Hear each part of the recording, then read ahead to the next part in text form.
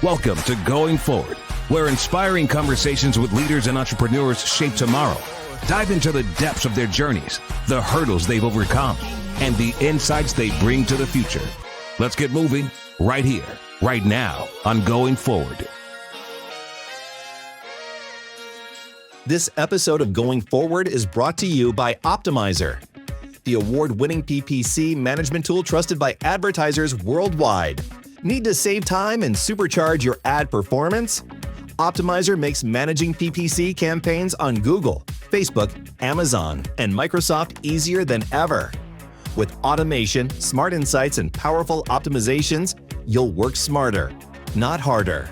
Try it free for 14 days at optimizer.com/go/VIP and take your ads to the next level. Hey, what's going on, Going Forward Nation? It is your host, Eric Elliott here, and I'm containing some excitement because I get to talk to someone that I've had the privilege of watching, for many years. Some of you may have known him as, the running back, Marcus Lattimore for the University of South Carolina, but he's a lot bigger than that. He's an artist, he's a human being and a very fine man. For years, they've had the joy or the entertainment of seeing you in one of your art forms, right? And anything you do, regardless of whatever task or whatever art form you're doing it in, that you put a lot into it. And so I want to say, before we even say one word together, I just want to tell you, thank you, Marcus. I want to tell you that. So welcome to the show. Watching the game now,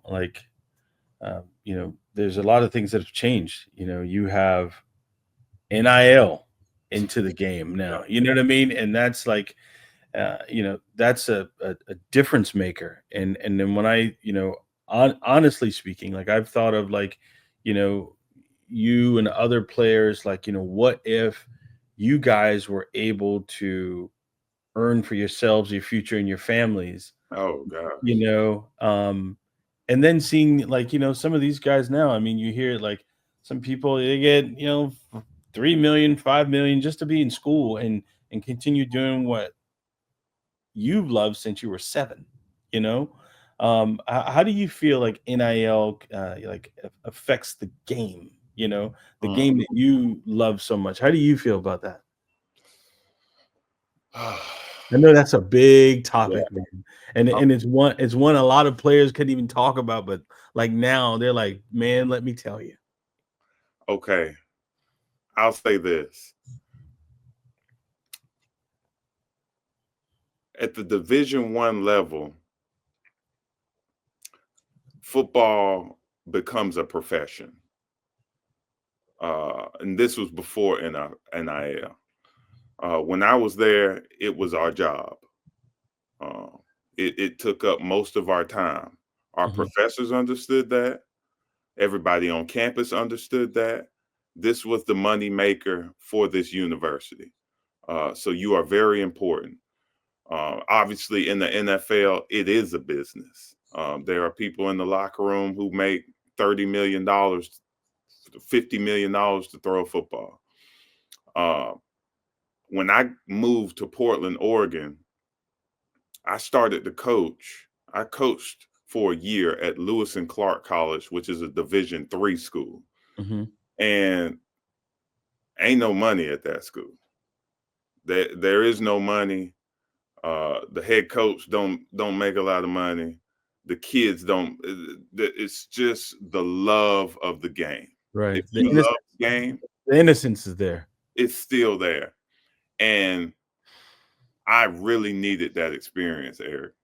Wow. To kind of put a bow on my football life, to kind of seal it, because I had lost sight of the love for it. In high school, it was there. In middle school and high school, it was Friday Night Lights. It's your community, and they are rooting you on, and we just playing for the love. When I got to college, it started to dwindle because there's talks of me going into the NFL and agents, and financial advisors, and in the NFL, I make it there. I mean, it's a job. Everybody, I mean, there's grown men in there with wife and 3 kids, but I'd lost sight of the love. That D3 level, it was there. I will say, times are changing. Times are changing, and football is, I'll say this, I think the most successful teams are going to be the guys who love the game. Got it. I think it's great that guys get to profit off of their play.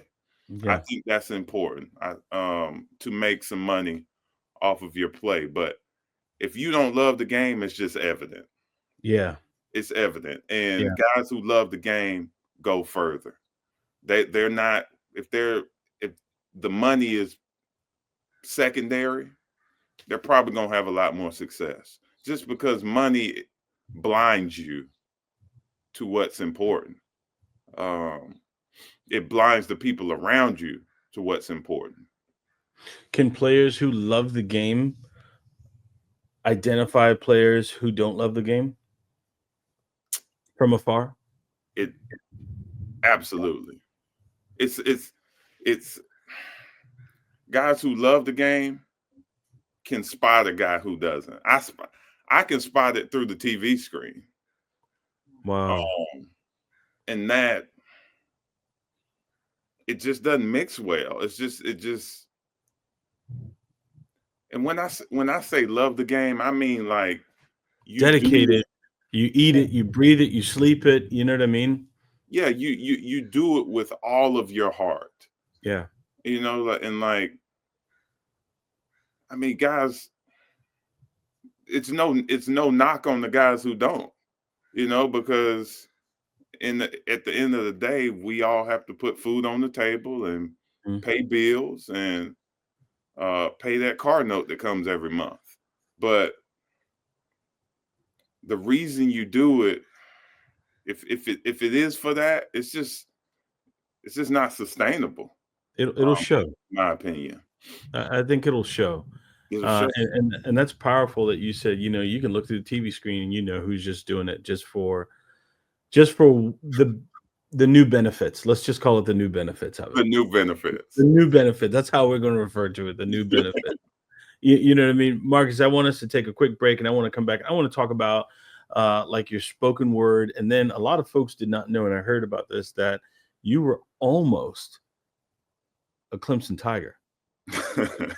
Almost a Clemson Tiger. And I think the Clemson fans, they probably are in shock about that.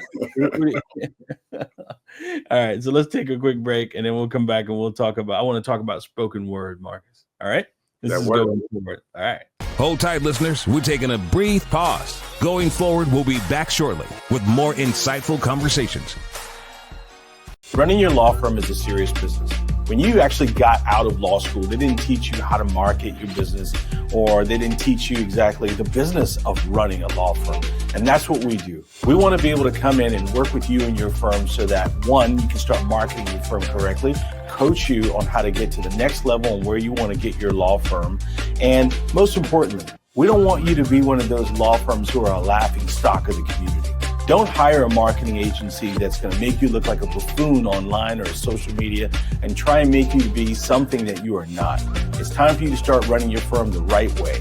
Go to VIPmarketing.com.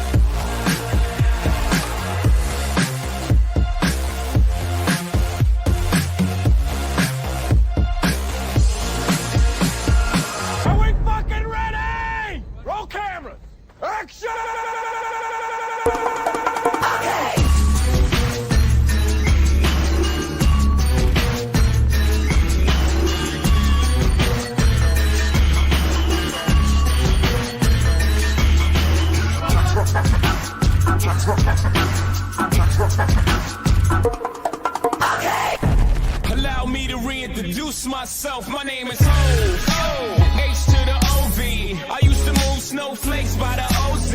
I guess even back then you can call me CEO of the ROC. Ho, fresh out the frying pan into the fire. I be the music biz #1 supplier. Flyer than a piece of paper bearing my name. Got the hottest chick in the game wearing my chain, that's right.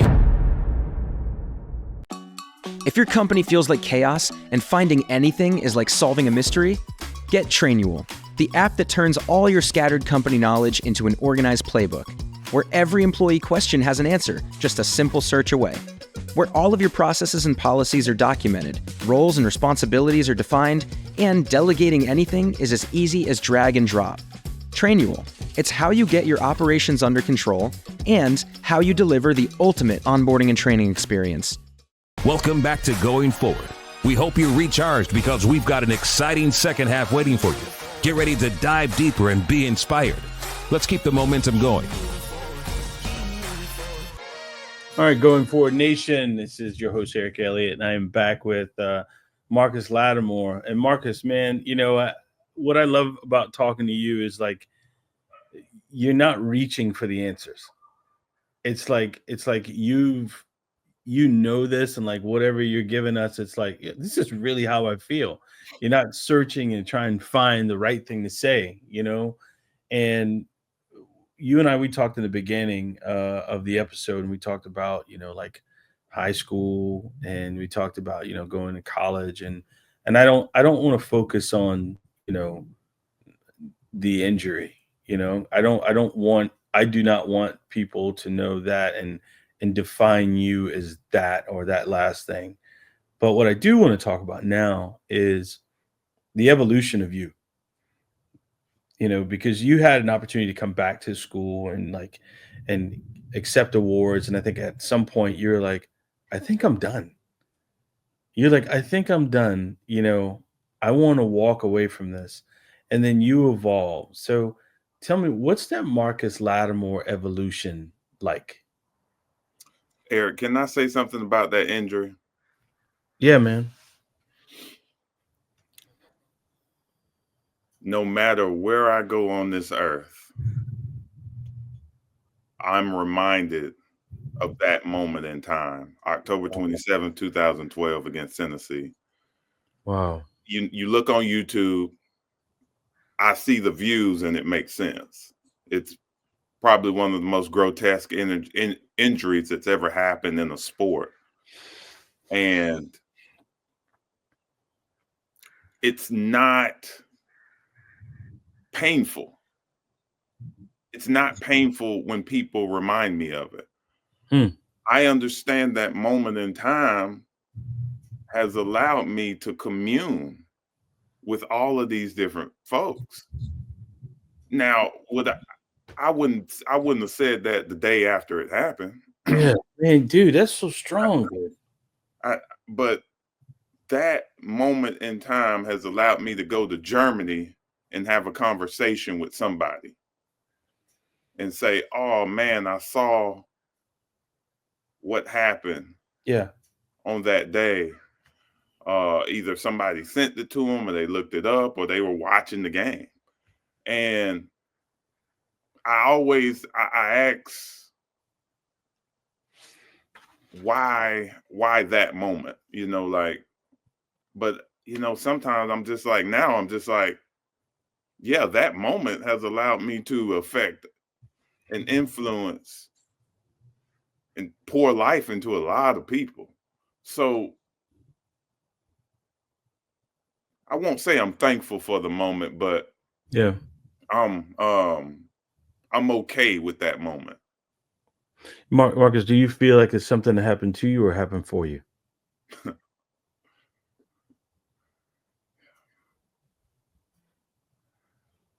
Yeah. It was for me. It was for me. It was for me. It was for others as well. Wow. So I honor my whole experience. I'll say that. When I opened up, and I told you thank you, I wasn't doing that to blow smoke. I mean, it's seriously like you put in some dedication and some work, and people have, profited, and people have quenched their entertainment thirst. And I think, damn, we just got to tell you thank you. You get what I'm saying? And I really mean that. I really mean that, Marcus. Do you try and have that same effect with your other art in spoken word? And then some people are going to say, like, I'm sure some people are like, dude, what happened to Marcus? What's Marcus thinking? Like, he's just doing spoken word now. Why isn't he doing football? And they want to decide your future because they knew your past, kind of thing, So, I mean, tell me what's that like? I mean, what was that transition like? Spoken word, how did it grab you? How did you gravitate toward it? I'm curious about it. Yeah. Eric, I mean, sometimes I feel like it's really hard to answer that question because I was going through that transitional period. Mhm. What's really sparked my move from South Carolina to Oregon to transform was a moment in time. I was being honored at the University of South Carolina Athletics Hall of Fame in 2019. And my life was seemingly predictable, it felt. Like Wow. I saw my future in the state of South Carolina. Been here since I born, grew here, exploded onto the scene as a public figure in the state of South Carolina. Mhm. And I knew that I could stay here and be comfortable in my familiarity and not do much and not challenge myself. So Mhm. I think I saw that on that night when I was being honored. I was just like, I got all I have accomplished. I'm getting this accomplishment. I have Mhm. the award. Is this all it's gonna be for the rest of my days? Am I just gonna be known as number 21 for the Gamecocks? Wow. And that future kind of scared me, being known as that as 30, in my 30s, in my 40s, in my 50s. And it prompted me to start writing. So that moment prompted me to start writing. And I feel like I didn't choose it. I didn't choose to start journaling, which is how my writing journey began. It Mhm. started as, man, what's next? What am I like? Who am I outside the game of football? I mean, Wow. and if you keep asking that question long enough, Mhm. I mean, it's almost as if your body takes over and your mind takes over. It's just like, okay, well, you need to remove yourself from the noise of who you think you are and go somewhere where you're not Marcus Lattimore. Okay. So remove yourself from your familiarity and go somewhere where you're nobody um in terms of societal role. Got it. I needed to start over. And again, I think it goes back to the foundation of I've been challenged. I was used to challenges. I was used to pushing. I was used to, and in my post-retirement phase, I felt stagnant. Mhm. There was no growth happening. I was just staying level or going down. There was no growth happening in my life. There was no expansiveness of my mind. I couldn't move my body anymore. I couldn't move my body the way that I used to move my body. Mhm. So athletically, I couldn't do the thing that I used to do. So now it was time, I guess, to nurture my mind. Now that I'm thinking Yeah. about it, that you prompt that question, it was time to nurture my mind. And yeah, it was it was time to go. It was time to go, and spoken word happened by chance. I didn't gravitate towards it. It's almost like it found me. Yep. It felt like a art form where I could express myself in a way that I hadn't done so before. Mm-hmm. And I was used to, I'd start writing, I had these journals, and I started to share these journals in front of crowds here in Portland. And, you know, they started clapping for me. And, you know, I didn't go in there with that intention, Yeah. but, you know, I'm just sharing my heart. I'm sharing what's on my heart and what's happening inside of me. And people started to feel that. And I realized there's a whole world of people who share their heart weekly at these open mics. And it was the medicine, just the right medicine that I needed in that particular phase in my life. So I mean, it didn't start as like, this is what I want to do with my life. It Yeah. started as a way for me to, just as like a painter paints to kind of ease his mind, or a dancer dances to express themselves. It just started as a way to express myself and get out what was on my chest in a safe space, in a space where this is okay and this is what we do. We're here to be vulnerable. And you got a lot to dig deep on too. You've got a lot to dig deep on. You know, sometimes you have to really channel, like even like people who are, lyricists. They channel pain sometimes, or things to be able to write song, and it just seems like, from what I'm hearing, it's like, regardless if you had 80,000 people cheering for you in a stadium, or 40 people cheering for you in an open mic, it's like you're finding those different levels that you keep pulling yourself up from towards, Yes. and Yeah. it's almost like, you're not done evolving. And it's like, when I'm talking to you, and even getting the expressions from you, it's almost like you're allowing it to work you. It's almost like you're allowing it to work you. I'm exercising.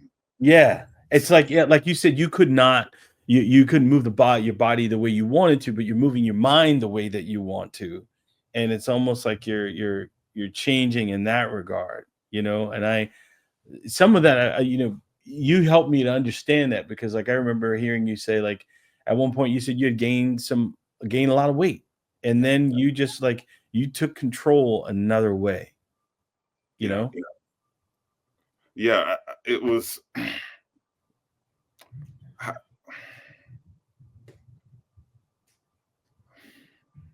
Man, Mark, you got more strength than you even know you have. That's what it sounds like to me. I think you hit another level of strength in your life, in your career.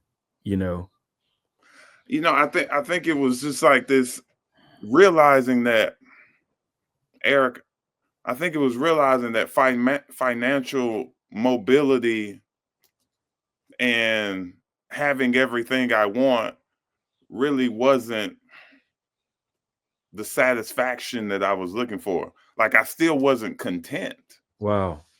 I still didn't have contentment, although I had everything that I needed. From a primal standpoint. Yeah. I had everything that I needed.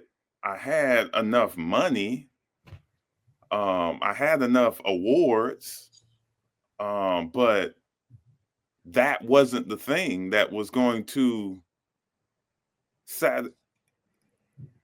no inner satisfaction came from that stuff. Wow, that's strong. I started to recognize that. I think, like, I started to I started to recognize that, and I couldn't ignore it anymore. It got to a place. I think the Hall of Fame banquet was when I could not ignore the fact that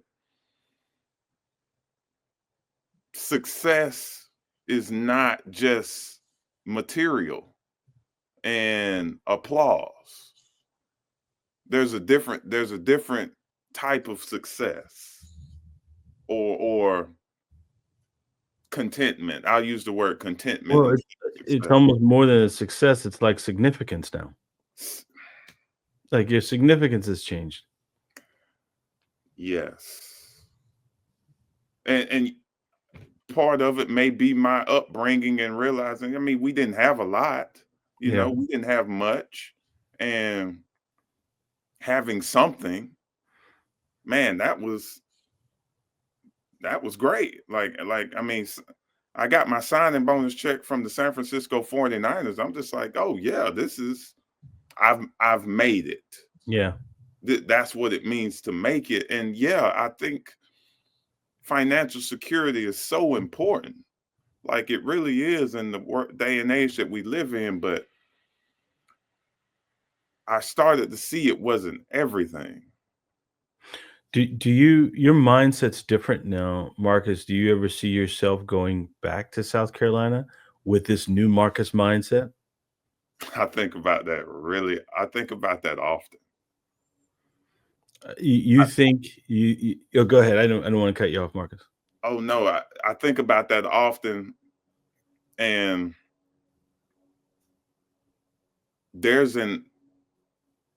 just because of who I am and who I am in this lifetime, there is an obligation to the children in South Carolina for me. Wow.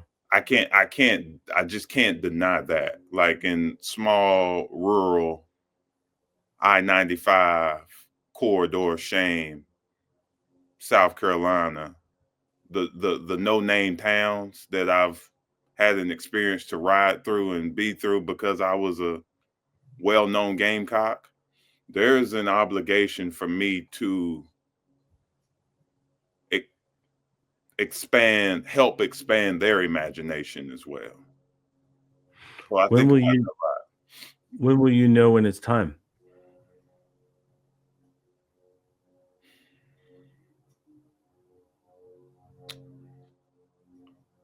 I don't know. I don't know, but I know that there will come a time. Absolutely. Yeah. There will come a time. It's almost like I can see it. I just don't know when the call is going to be like, oh, yeah, this is it. Marcus, as you look back now, and like you said, you can see these kids through this. I don't want to call them kids. These are young men. You see them playing ball on Saturday nights, big games and all. Do any of, and I would never want you to say a name, but do any of them ever call you and say, this is what I'm feeling? How did you feel? And not you giving them advisory, but just being that shoulder, because you know what it feels like to have them say, you're great. You know what it feels like to have your name, you coming from a small town and having your name all over the state. And you know what it feels like to have your picture in front of that big stadium. Yeah. Do players from, regardless of, any D1, D2, D3 school or all across the country, have they ever reached out to you and say, or even if they got hurt themselves, have they ever reached out to you for that counsel, that brotherly counsel? Yeah. Yeah. I think it's our duty, number one, as former high-profile collegiate athletes, NFL athletes, whatever the case may be. I think that's part of my duty. And yeah, there are some South Carolina kids who are in well publicized positions that I speak with, talk with, and you know, at that age, Eric, I mean, there's so many things happening hormonally. Yeah. Um, changes are happening within the body sexually. Uh, it's hard. It's they have to experience they have to have their experience. They have to go through what they go through. I think my job is to be a calming presence whenever I have those conversations. A presence to know that, look, you gonna live. They live in their life. They have more access to things that I could ever imagine, even 15 years ago. Yeah. Like, and so many distractions that they're gonna trip, they're gonna fall, they're gonna slip. But my job is to be that one that understands that and not judge them and know that, look, hey, you're in a tangled web right now. I mean, it's just so many things coming at them. Like, if I'm speaking from a male perspective, Yeah. they got females coming at them, they got money coming at them, they got agents and financial advisors. I have to be the one thing that is not coming at them and be that calming presence, that place of comfort that they can just get it all out versus advice. Because I can't advise them on their own chaos. That they'll go through it and they'll know what calmness looks like. They have the example, and they'll know, like, when times are hard, that they can just Reach out. They can just pick up the phone. You mentioned, you give a lot of credit to, and it was crazy, Marcus, was when I was prepping for you. Like, I kept thinking, like, it was almost like me writing my own poem. I would write these things. I'm like, I don't want to talk about that. I don't want to talk about that. It's like, I need to just, dive in, see what I feel, and just have the conversation. You mentioned your strength coach earlier, Mike, and you talked about, a lot of things that he instilled with you, and that carried through to you even going into college. Who is your strength coach now in life? Wow. Oh, that's a good question. You just made me think, like, how I used to study Frank Gore, the running back. Yep. Now I study Toni Morrison, the novelist. Wow. I study her now. When in terms of my strength coach, like, who is that person I go to? Or that place. I mean, I have to say, my wife is a rooted individual. If I even take her out of the wife role, she's just a rooted individual that reminds me of what's important. That's amazing. Not even as my wife in the husband-wife thing, just as a human being. She's very rooted in herself. So she's a person that I lean on. There's a guy named Kevin Carroll, who's from here in Portland, Oregon, who's somewhat of a mentor, who works with words and is a consultant for many athletic programs, who is a source of inspiration. I have some really trusted friends as well. It's a group. You gotta have a good circle. It's a group affair. Mike Schrock, man, there's only one Mike Schrock. Yeah. And that foundation still, his foundation still sticks with me. That I Wow. mean, like it'll last me a lifetime. What he did for me, Mm. and after. So I mean, I'm very blessed to have trusted friends, a rooted wife, and Mike Schrock. Yeah. What would you like to do for the next Marcus Lattimore? There's only one, but there are so many. You mentioned your town. I mean, and everyone went to Burns, and there are towns that are ignored. And there's a kid out there, man. He's doing drills by himself. Yeah. He's fast. He can catch. Not everybody knows who he is, or he might have a lot of recruits, looking at him. Yeah. What do you say to that kid? And what should that kid look for as they're going towards that same level that you achieved? Mm. I wouldn't say it the way I'm about to say it. But I would tell them, mastery, which are the habits that they're building. Mastery is not exclusive to just football. Mastery is not exclusive to one discipline. The same habits that you are building, the same drills that you're doing on the field, the same mindset that you're cultivating can be transferred into any discipline that you want to do ever. Yeah. If you want to be a painter, if you want to be a singer, if you want to be a poet, if you want to be an excellent podcaster, whatever you want to do, the masterful habits that you're building, it's not exclusive to just football. Don't limit yourself to just being a master at the quarterback position. Mm-hmm. Don't limit yourself to just being a master running back.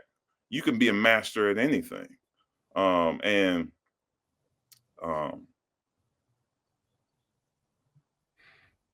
when you as you as you're working towards that,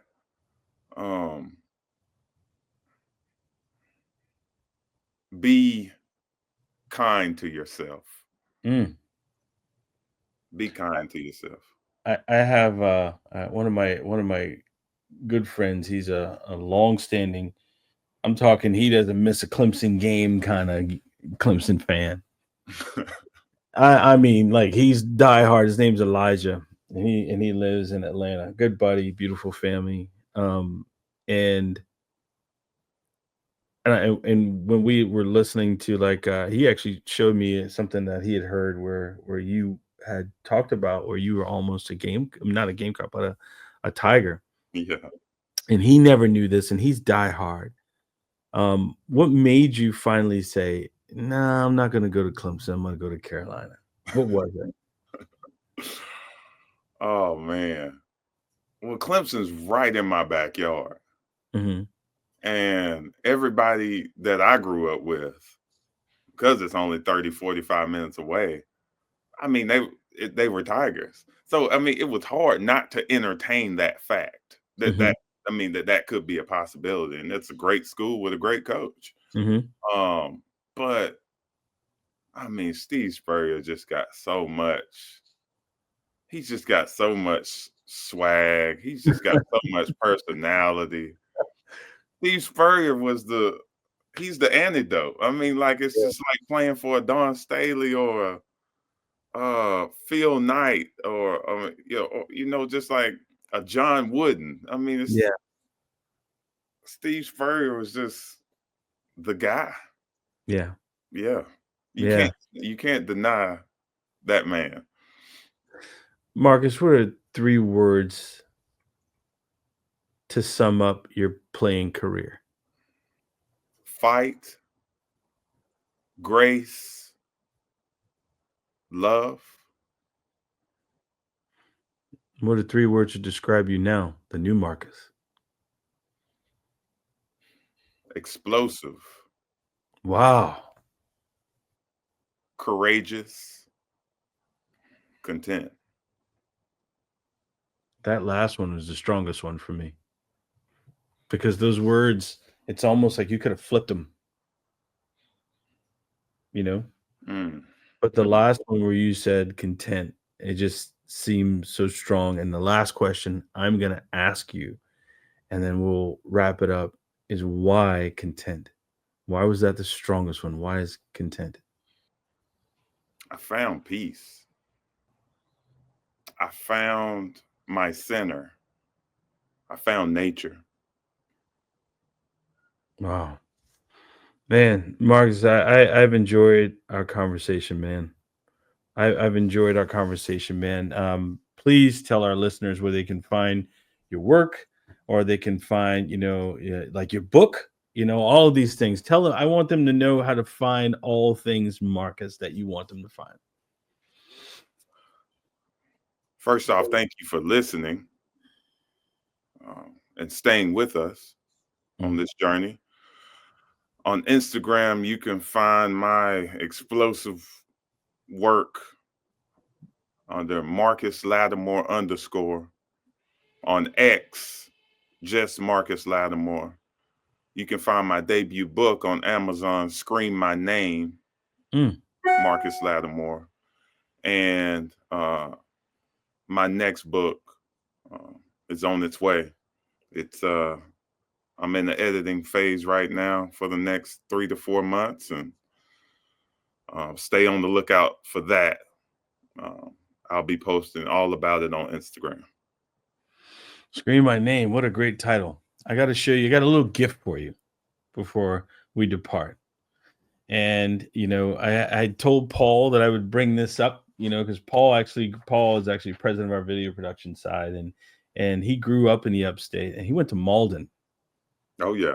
Yeah, he went to Malden, and he said, man, this guy is next level, man. And he said, I used to film their teams, man, when they would play. And he's like, my friend Ty Quinton, probably knows Marcus. Absolutely. I was going to show you this real quick and just some highlights. I wanted to hopefully bring a smile to your face, man, as we conclude. You ready? Yes.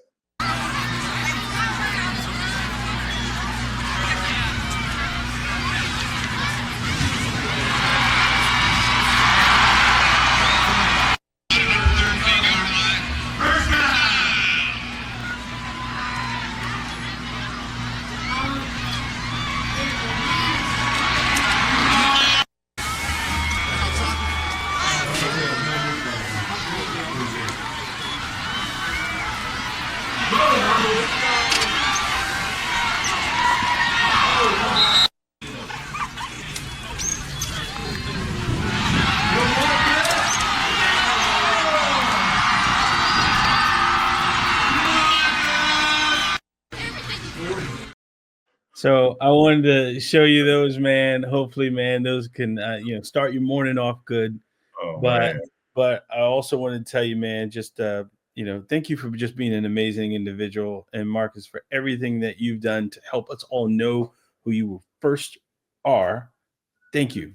Thank you for that. I mean that, man, really so much, man. I had the privilege and pleasure of seeing you play in person, and that was great excitement, but there's nothing better than having this conversation with you right now. So I appreciate you, man. Eric, I appreciate your thoughtful questions. I mean, like they really allow me to reflect and just celebrate my life. Honestly. Absolutely, man. Absolutely, man. Appreciate you. Absolutely. I'm gonna follow you on the gram, man. Let me see. I think I got you, but I'm gonna hit you right now. Boom! I just hit you. I'll follow you right back. Man, I appreciate you, Marcus, man. And my team is gonna give you heads up and give you pieces of this content too, so you can distribute however you wish. That sounds good. Thank you. Take care, man. See ya. See you. If you enjoyed today's episode, please take a moment to rate our podcast and share it with a friend.